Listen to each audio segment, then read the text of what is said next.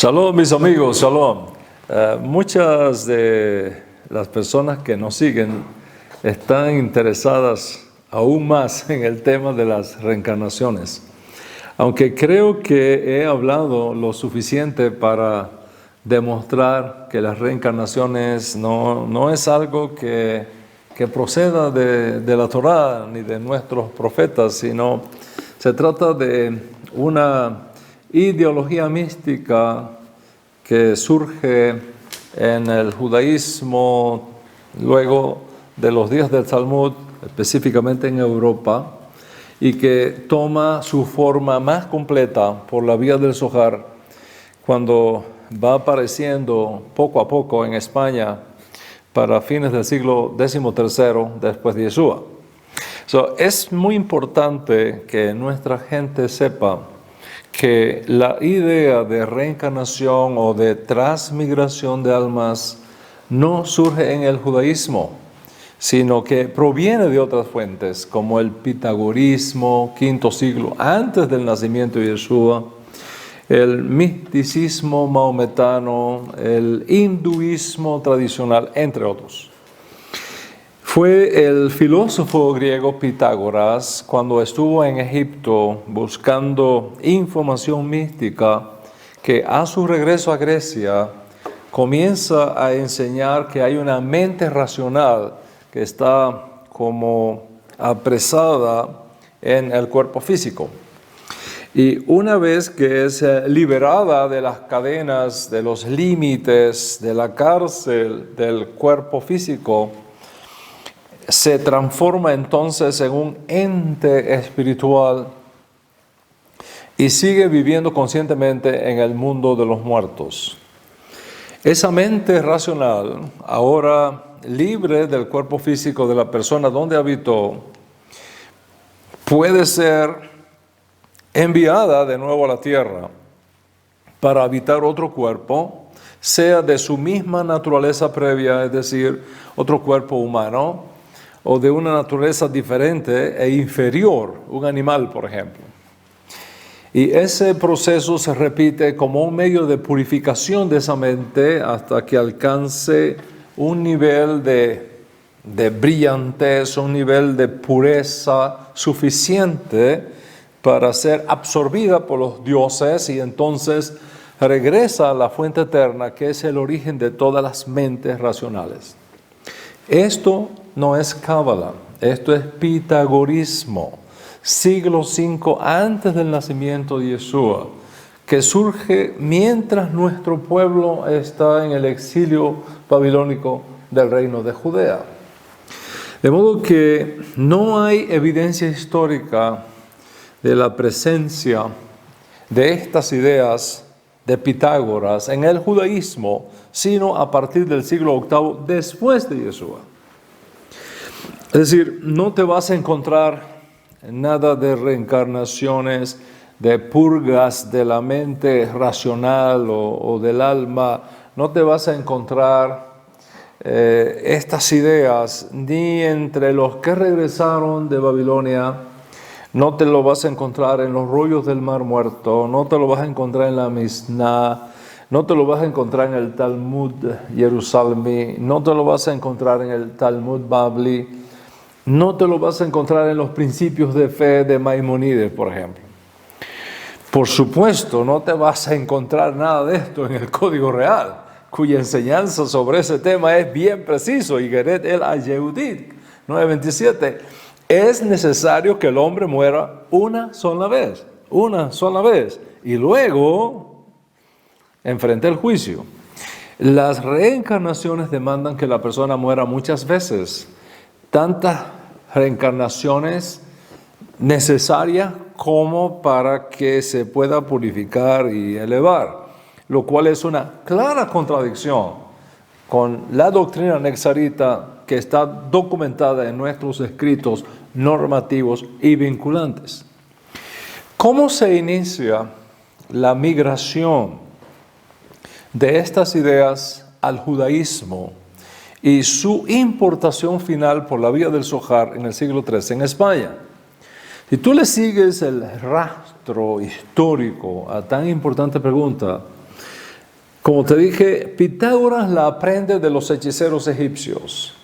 Luego toma esas ideas de Egipto y las convierte en ideas griegas, le da lenguaje filosófico griego bajo el concepto de mente racional.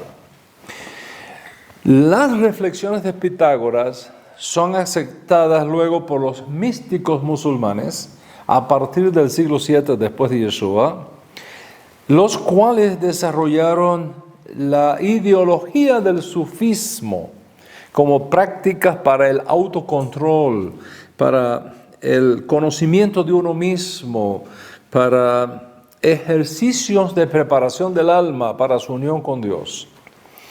Estas ideas comienzan a ser recibidas por ciertos grupos judíos que entraron en contacto con los místicos musulmanes y de alguna manera pasó al judaísmo caraíta, por ejemplo. La primera mención de las ideas reencarnacionistas en el judaísmo nos vienen por Saadia Gaon, siglo IX, quien estudió y rechazó, pues, por cierto, y con muy buenas razones, las propuestas de esta ideología. ¿Qué fue lo que el gran sabio judío del siglo IX observó como el fundamento del reencarnacionismo? Observó que se basaba en el parecido que muchos hombres poseen con ciertos atributos de los animales. Por ejemplo, la mansedumbre de un cordero, o la ira de un león, o la glotonería de un puerco, o la ligereza del águila, etc. O sea, los místicos musulmanes enseñaron que posiblemente eso se debe a que estos hombres poseen alguna porción del alma de esos animales. Saadia también observó cómo se trataba de explicar el tema de las injusticias en el mundo. O sea, que sería contrario a la bondad divina infligir dolor, por ejemplo, a los niños en castigo por los pecados que sus almas, en una supuesta existencia previa, habían cometido. A Saadia le llamó mucho la atención que los caraítas, por ejemplo, que fue un grupo considerado disidente del judaísmo talmúdico, utilizaran textos bíblicos para interpretarlos ahora desde una perspectiva del misticismo sufista y el pitagorismo. Por ejemplo, Devarim 29, versículos 14 y 15, donde Moisés, en ese discurso casi póstumo delante de los hijos de Israel, les dice: no solamente con vosotros hago este pacto y este juramento, sino también con los que no están hoy aquí con nosotros delante del Eterno nuestro Dios en este día. Para los místicos disidentes del talmudismo del siglo IX, ese texto sería una prueba de que los que no están aquí con nosotros en este día es una referencia a las almas previas que habían estado reencarnando ahora en los que estaban parados frente al monte Sinaí. Cuando Saadia Gaon se enfrentó con estos grupos que comenzaban a enseñar la metempsicosis, ese concepto de metempsicosis pitagórico, procurando ahora vestirla con ropaje bíblico, se indignó y consideró tales ideas como insensatas y mezquinas. De hecho, en una de sus obras, Emunot, escribió: no perdería mi tiempo refutándolas, pero lo haré por la grave influencia perniciosa que tiene sobre la comunidad judía. Observa que ya para el siglo IX, Saadia Gaon considera las ideas de reencarnación de almas como algo pernicioso, perjudicial para la comunidad judía. Y por cierto, debido a esa férrea oposición de Saadia Gaon, la mente judía más brillante del siglo IX, principios del X, estas ideas no pudieron penetrar a fondo en la comunidad judía de Europa para entonces. Sin embargo, poco a poco, aquí y allá, muchos continuaban siendo atraídos por eso de que ciertas personas tenían atributos parecidos a los animales.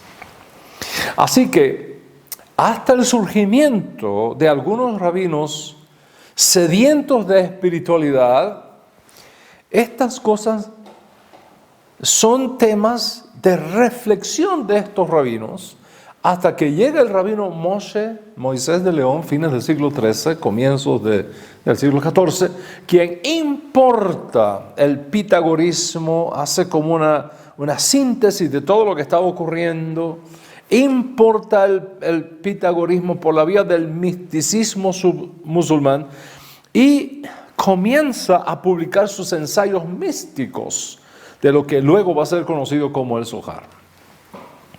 Las propuestas místicas de Moshe de León, por supuesto, fueron duramente combatidas por grandes rabinos que se le opusieron, como fue el caso del rabino Hasdai Crescas, finales del siglo XIV, comienzos del siglo XV. El gran rabino Crescas era el Rosh Lezion, la cabecera principal de la comunidad judía española para entonces, quien consideró el Zohar como una seria desviación de la fe judía y enfatizó: la mejor forma de espiritualidad está en el estudio y obediencia a los mandamientos de la Torá, y un judío no tiene por qué importar estas ideas místicas de fuentes paganas. La oposición al Zohar del gran rabino Crescas no fue suficiente para impedir que finalmente estos manuscritos místicos publicados por Moisés de León penetraran la comunidad judía, y de esa manera es que pasa el pitagorismo vestido de misticismo judío dentro del judaísmo talmúdico, creando una nueva rama del judaísmo y ahora con una base filosófica provista por el Zohar. En el Zohar, entonces, te vas a encontrar una mezcla de pitagorismo, hinduismo, zoroastrismo, misticismo egipcio, sufismo musulmán, todo esto vestido con arameo, promovido ahora por un grupo importante de rabinos europeos. En otras palabras, el Zohar no proviene de una filosofía esencialmente judía, sino de mezclas filosóficas importadas de otras fuentes, extrañas al judaísmo, y que ahora lo va a utilizar como un modelo de acercamiento a las escrituras hebreas con la mira de interpretarlas teniendo en cuenta el misticismo pitagórico, musulmano e hinduista. Lógicamente, con la mira de esquivar y soslayar la férrea oposición rabínica, los cabalistas tuvieron que hacer dos cosas importantes. Primero, decir que esos manuscritos que fue publicando de a poco Moisés de León provienen en realidad de Shimon Bar Yochai, siglo II, de modo tal que pudieran conectar el misticismo que estaba surgiendo de una fuente auténticamente judía, como lo fue Shimon Bar Yochai. Y segundo, mantenerse aferrados a la halajá talmúdica, sumarizada luego por Joseph Caro, de modo tal que no se le impugnen de herejía y lo envíen al exilio, como hicieron con el caraísmo, por ejemplo.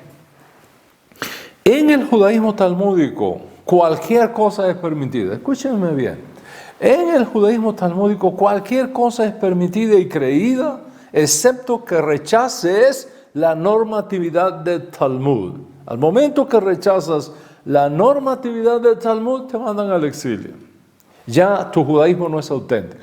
Segundo, que aceptes que Jesús es el Mesías. Si aceptas a Jesús, que Jesús es el Mesías, no importa que seas más ortodoxo que Simón Bar Yochai, te mandan al exilio. Si aceptas la normatividad del Talmud, no tienes problema. Si rechazas a Yeshua como Mesías, estás a salvo en segunda base. Si rechazas la normatividad del Talmud y reconoces a Yeshua como el Mesías, eres un hereje. Te destruyen, te llevan al exilio. De modo que los cabalistas se cuidan de estas dos cosas todo el tiempo. La normatividad del Talmud y la humillación de la propuesta de Yeshua como Mesías, su rechazo y su total desconexión con el judaísmo. Puedes decir que Yeshua fue judío, puedes decir, como enseña nuestro querido Mario Sabán, por ejemplo, que fue un buen rabino, que tiene enseñanzas muy bonitas, pero hasta aquí, no te pases de esa línea, porque el día que Mario Sabán y otros buenos maestros como él públicamente anuncien que aceptan a Yeshua como el Mesías, hasta ahí llegan, le ponen un ban rabínico, le ponen un bozal halágico que le va a impedir todo acceso a las comunidades judías de que ahora disfrutan. Y ellos lo saben muy bien y se cuidan de no cruzar esa línea. Mis amigos, yo tengo una posición diferente. Para mí es más importante qué dice Dios que la opinión de los hombres. Para mí la gloria de Dios viene primero que el honor de las instituciones rabínicas. Para mí la verdad me consume y no voy a sacrificarla ni por nombramientos, ni posiciones, ni ofertas económicas, ni prebendas sociales. No voy a desarrollar la hipocresía de estar políticamente correcto para que me acepten y mantener una buena relación con los que se oponen. Voy a seguir la verdad hasta donde me lleve, sin importarme las consecuencias, porque la verdad, cuando es auténtica verdad, cuando es emet, siempre te va a llevar a Hashem, porque Dios es la verdad, y todo lo que sea verdad proviene de Dios y retorna a Dios. Pero no me voy a inclinar nunca, Bezrat Hashem, no me voy a inclinar nunca ante la presión de los hombres. No me voy a dejar intimidar de ellos, porque yo sé a quién sirvo. Sé ante quién voy a rendir cuenta de mis hechos. Sé de quién voy a recibir la recompensa de mi trabajo aquí en la tierra. Sé quién es el que protege mi alma. Y sé quién me provee el sustento de cada día. No podemos negociar la verdad. No podemos negociar a Yeshua. No podemos negociar la normatividad de la Torá. Pero ya cuando entramos en ciertas filosofías que arrastran consigo un ADN de origen pagano, aunque con ropaje judío, mis amigos, como decían nuestros abuelos, la mona, aunque la vistan de seda, mona se queda. Y en el reencarnacionismo, no es otra cosa que mezclas de diferentes fuentes de paganismo vestido de judaísmo que luego se utiliza como herramienta hermenéutica para la interpretación del texto bíblico. Eso es lo que hace exactamente el Zohar. Eso es lo que hace el Zohar. Toma su postulado principal, su dogma central, a saber, la capacidad del alma de retornar, de impregnarse en otro cuerpo hasta que su purificación sea completa, y solo entonces está en posición de regresar a la fuente principal de donde procede, es decir, Hashem, y desde aquí se interpreta todo el texto bíblico. Una vez que podamos sacar de esas interpretaciones místicas todas estas fuentes paganas que las crearon, podemos descubrir cosas interesantes allí. Por eso es que tenemos todo un curso que llamamos Kabbalah Kosher, donde extraemos todas estas cosas y dejamos esa pureza extraordinaria que no viene de Grecia, que no viene del sufismo, que no viene del hinduismo, que viene de Moshe Rabbeinu y de la Torá. Sí sabemos cómo llegar a ella y sí tenemos los modelos de acercamiento apropiados a estas sagradas escrituras. Ahora bien, de este dogma que presenta el Zohar, de esta llave maestra que sugieren los cabalistas que del Zohar provienen, se busca entonces encontrar la respuesta a todos los problemas que las personas enfrentan en su vida diaria. Sea que no consigue trabajo, sea que repite y repite siempre los mismos errores, sea que constantemente tropieza con la misma piedra, sea que enfrenta siempre los mismos miedos, las mismas tendencias, lo que sea. Todo se explica finalmente con la metodología de la reencarnación de las almas.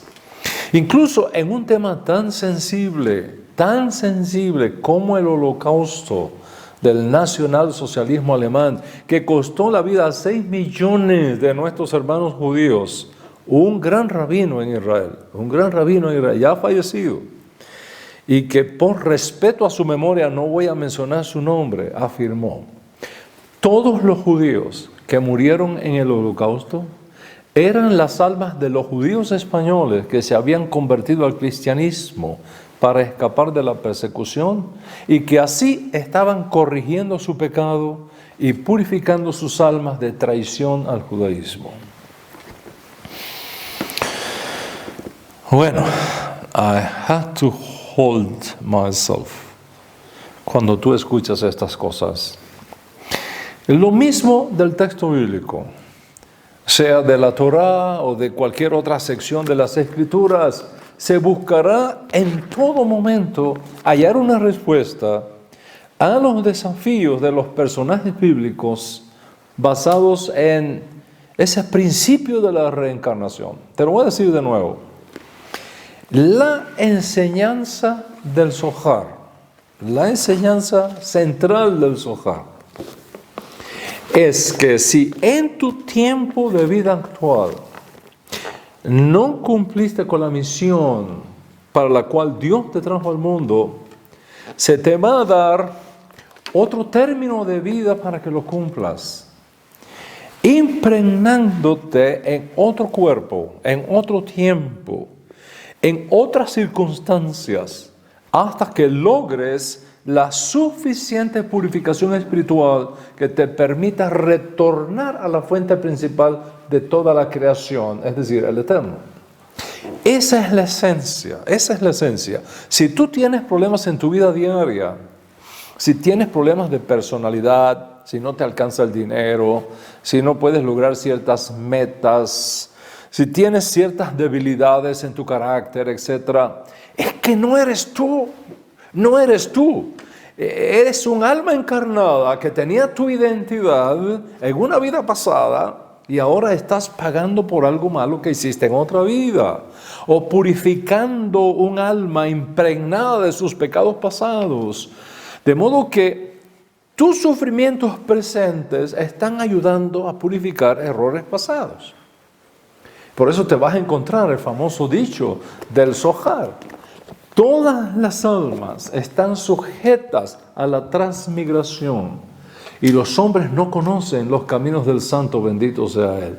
No saben que son llevados ante el tribunal antes de entrar a este mundo y después de salir de él. Ignoran las muchas transmigraciones y pruebas secretas que tienen que pasar y la cantidad de almas y espíritus que entran a este mundo y que no regresan al palacio del Rey Celestial.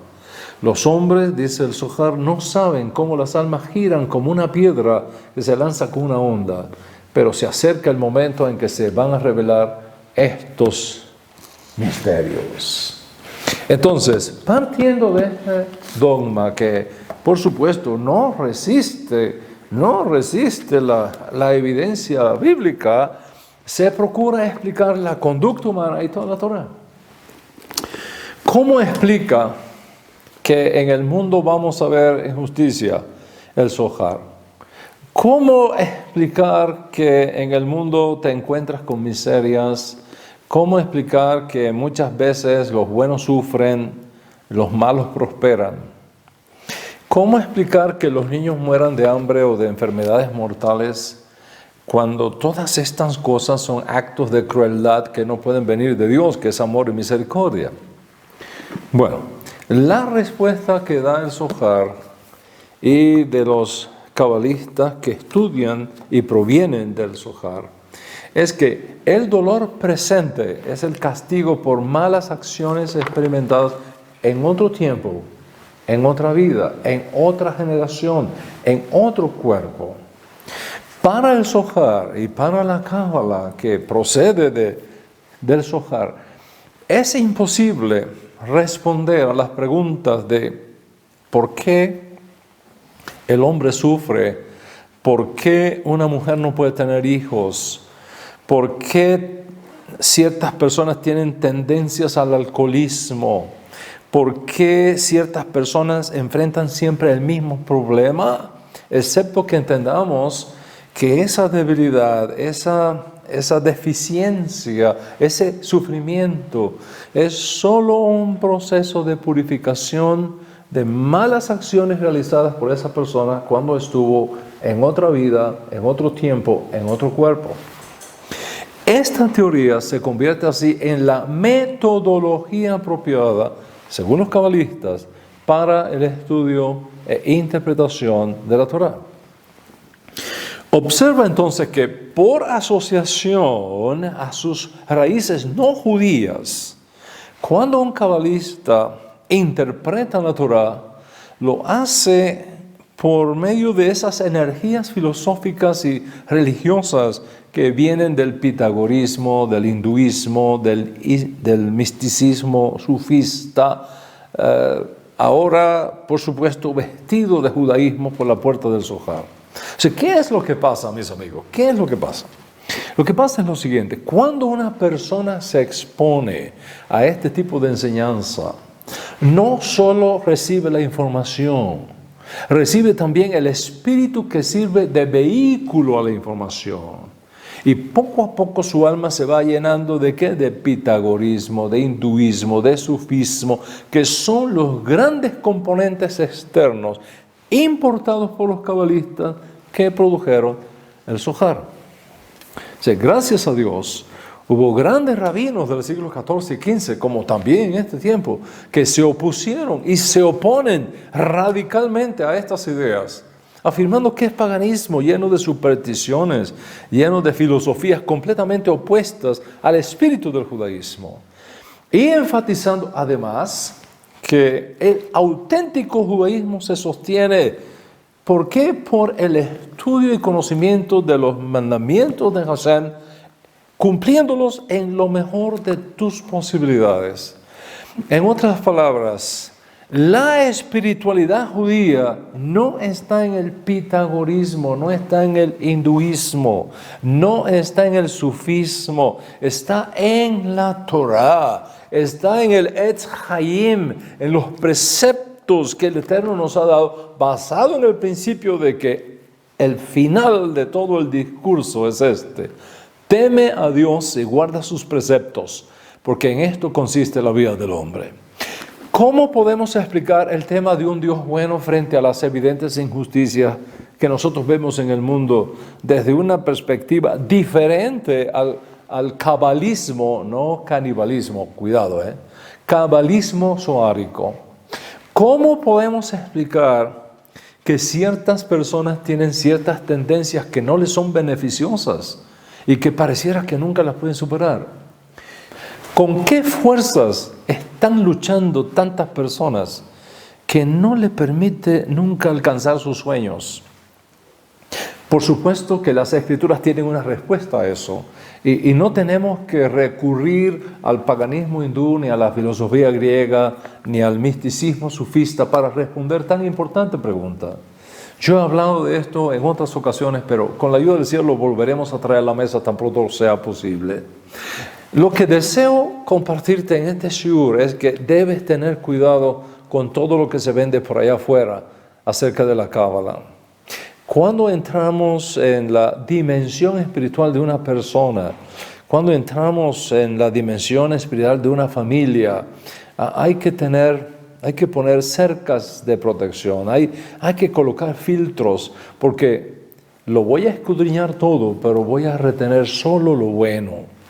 De hecho, los propios cabalistas medievales, conscientes de los peligros de la cábala, establecieron 3 medidas fundamentales para enseñarla, 3 criterios fundamentales para enseñarla. Primero, que la persona que va a estudiar cábala sea un shomer Torah, un hombre que conoce Torah, que guarda Torah, que vive Torah.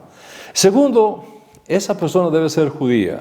Y tercero, la persona debe tener mínimo 40 años de edad. Si esos requisitos eran reunidos, entonces se le enseñaba cábala en círculos pequeños, de 1 a 1, de un maestro a un estudiante, máximo 2.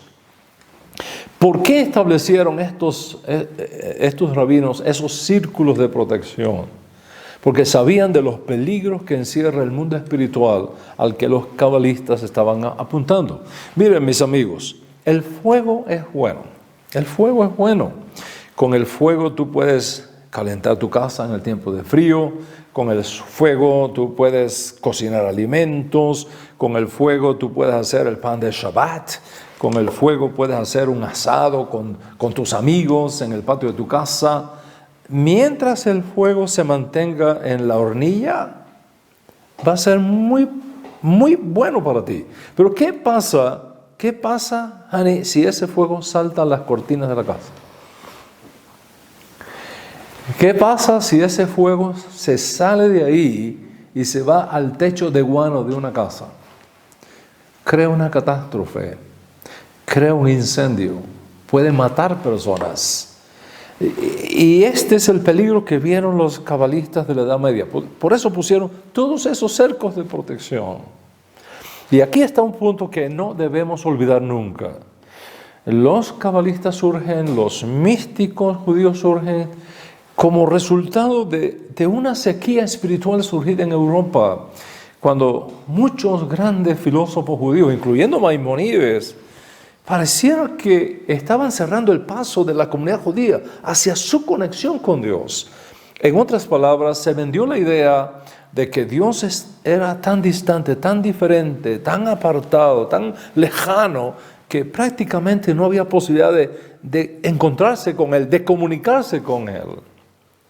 El Zohar y la Cábala que del Zohar surge es un intento bueno de retomar al judío sediento de Dios, sediento de espiritualidad, sediento de comunicación con Dios. Retomar al judío que sentía que su alma estaba vacía, seca, estéril. Retomar a ese judío y conectarlo con Dios. Sobre todo para evitar que corriera a los brazos de Yeshua, ni siquiera del Yeshua de los cristianos. Tenemos que darle espiritualidad al judío, porque si no se nos van a ir a Yeshua. Esa es la verdad, mis amigos. La cábala es un esfuerzo por restaurar la espiritualidad del alma judía seca de la Edad Media. Pero no estamos en la Edad Media, estamos en el siglo XXI. Es un esfuerzo para restaurar la espiritualidad judía soslayando a Yeshua, ¿ves? Esquivando a Yeshua, por buscar que el judío que tiene su alma seca encuentre una ruta de acceso a Dios, pero sin pasar por Yeshua. ¿Por qué? Porque Yeshua había prometido y sigue prometiendo: el que beba de esa agua volverá a tener sed, pero el que beba del agua que yo le daré no tendrá sed nunca más, sino que el agua que yo le daré se transformará dentro de él en fuente de manantiales de aguas que saltan para vida eterna. ¿Y cómo es posible que ahora que tienes a Yeshua, cómo es posible que ahora que Yeshua te ha mostrado un camino de encuentro directo con la divinidad, niegues eso? Imagínate a un discípulo de Yeshua buscando a Dios fuera de Yeshua, sin Yeshua. y trepándose por una escalera de fuerzas espirituales, saltando de Malhut, pasando por Jod, subiendo por Nexa, trepando luego por Tiferet, y así saltando a la derecha, a la izquierda, trepando, manteniendo un equilibrio entre todas esas energías, hasta que finalmente puedas llegar a Keter, y desde allí entonces, y solo entonces, poder subir y conectarte con Ein Sof. Es totalmente incongruente. Una persona que tiene Torah, que tiene al Mesías, no requiere de estos instrumentos para conectarse con Dios, porque ya estás conectado con la divinidad, ya estás en los lugares celestiales sentado con Mashiach. Ahora tienes acceso a las riquezas de experimentar y vivir en Ejad con Hashem. Como dicen nuestros sabios netzaritas, acerquémonos pues confiadamente al trono de la gracia para alcanzar misericordia y gracia para cada necesidad que tengas en el camino, para el oportuno socorro. Mis amigos, todas estas ideas y todas estas reflexiones del Zohar, de la Cábala, tienen su lugar como parte de nuestro estudio académico, de todo lo que el hombre puede hacer e idear. Pero, mis amigos, cuando hablamos de puerta, la puerta para llegar a Hashem y para comunicarte con Hashem es Mashiach. No es el Zohar, no es la Cábala, no es el árbol de la vida de las 10 Sefirot. El árbol de la vida es este que está aquí. Y eso está bien para el judío que no ha conocido a Yeshua y tiene su alma seca, estéril, que no sabe cómo comunicarse con Dios y que tiene sed de Dios, hasta que el Eterno le revele a Yeshua como Mashiach, que sea pronto y en nuestros días.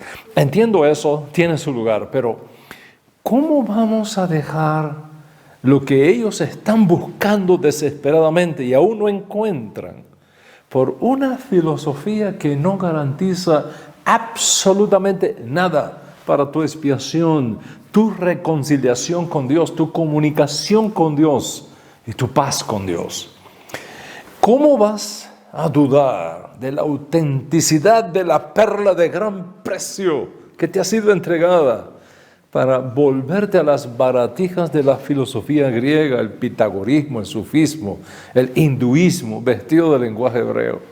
¿Cómo vas a cansarte de Yeshua pensando que podría existir otra puerta de acceso a Dios, otra vía de acceso a Dios y otro canal de acceso a Dios que supere la belleza, gracia y seguridad que tenemos en Yeshua, nuestro justo Mesías?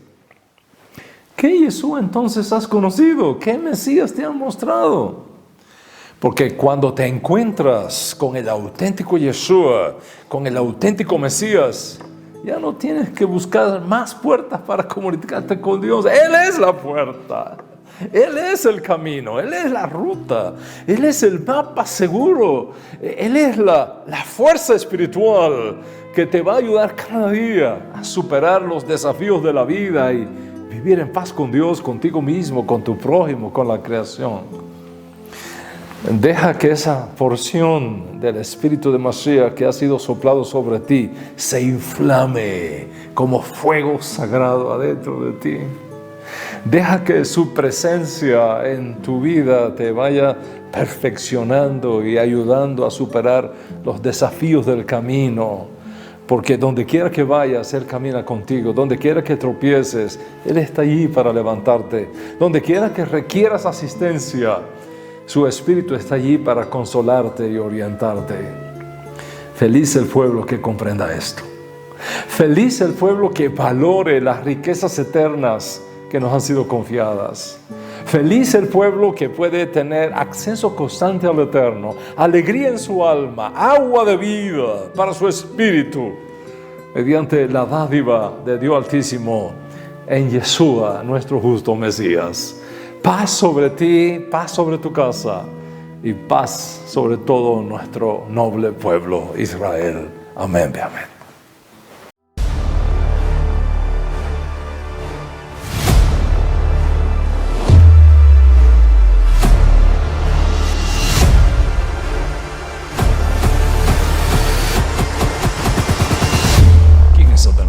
una figura real o ficticia? ¿Existió realmente Satanás o es una creación mitológica? Si existe un ser llamado Satanás, ¿cómo vino a la existencia? ¿Fue creado o transformado? ¿Es cierto que Satanás era previamente un ángel de luz, un lucero de la mañana, que se rebeló contra Dios procurando darle una especie de golpe de estado a Dios y entonces fue echado de las alturas espirituales? ¿Es cierto que Satanás era previamente un serafín de gloria, dirigente como de una orquesta del cielo y el orgullo de su belleza le hicieron imaginar que podría usurpar el lugar de Dios y fue descubierto y condenado? ¿Es cierto que Satanás fue creado desde el principio para que actuara como un fiscal, como un acusador delante del trono celestial procurando destruir a los hombres? ¿Es Satanás el malo? ¿Es algo o es alguien? ¿Quién está detrás de toda esta agenda globalista que a todas luces se opone a todos nuestros principios de la Torá, destruyendo valores, proponiendo la creación de un nuevo orden mundial donde una élite gobernante sería la única que podría comprar y vender y el resto servir a sus intereses? ¿De dónde proceden todos estos movimientos que a todas luces procuran cambiar nuestros conceptos de familia, de persona, de nación, de fronteras, de humanidad? Hemos llegado al límite donde terminan todos nuestros principios y valores judeo-cristianos y se inicia una nueva edad donde solamente unos pocos tendrán el control de los muchos.